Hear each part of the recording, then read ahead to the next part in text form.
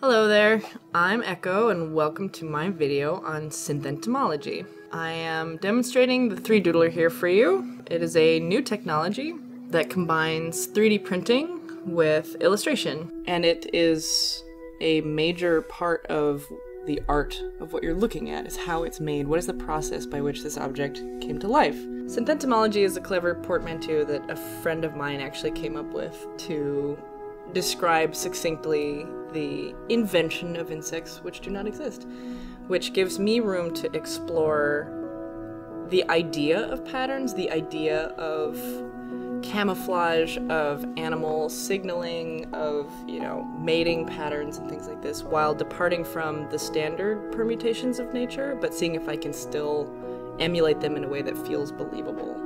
Drawing is fun. It's my favorite thing ever. It's basically the starting point of most of my sculpture. It starts with a drawing. In this case, the drawing actually plays a major role in the creation of the sculpture rather than a place to think about it. And so I make a template. I will use a sketch pad to explore the form I want to make and guide the form, as I will have to take the 3Doodler back over the sketch once I'm happy with it.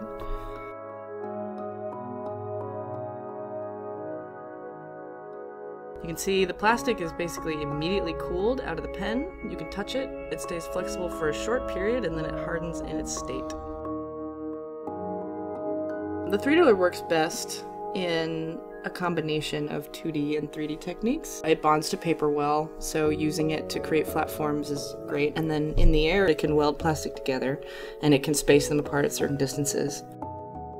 So here I am tracing my template. I'm using PLA plastic, which is a plastic that melts at a lower temperature. This affects the plastic in two ways. One, it seems to affect the kind of colors you get. For PLA, you get translucence, you get glitters, you get shiny, metallic, sort of a stranger, more exotic array of colors. It also means that the plastic stays flexible longer, so you have to be a little more patient and present when sculpting with PLA. The nice thing is they mix well together. I use ABS to reinforce the structures because ABS is stronger, thicker, it dries or cools more quickly and gives these structures a nice rigid form.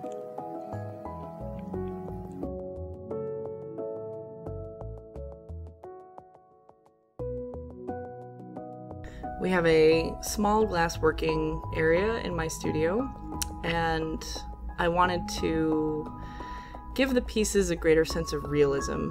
And the 3Doodle plastic, while being excellent for things like antennae and cilia and organic shapes and forms and hairs, it comes out textured, so I really wanted that smooth, glassy, round, shiny look of the eyeball that we were just so attracted to.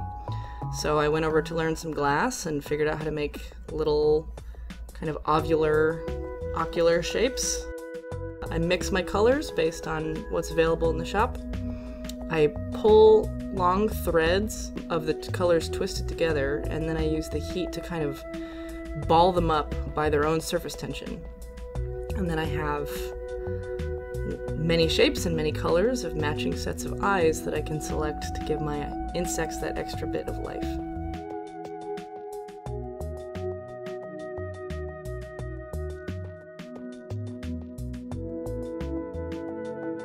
The dragonfly, I call it Pandora's dragonfly. It's about the kind of nightmarish mess that would be the blueprint for an 8-winged dragonfly.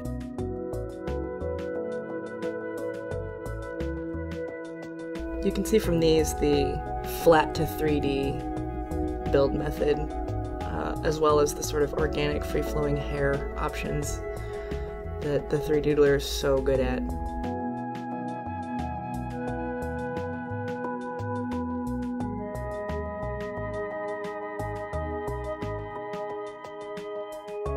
I was sent here to infuse your life with creativity. I'm Echo, and I am a multimedia artist.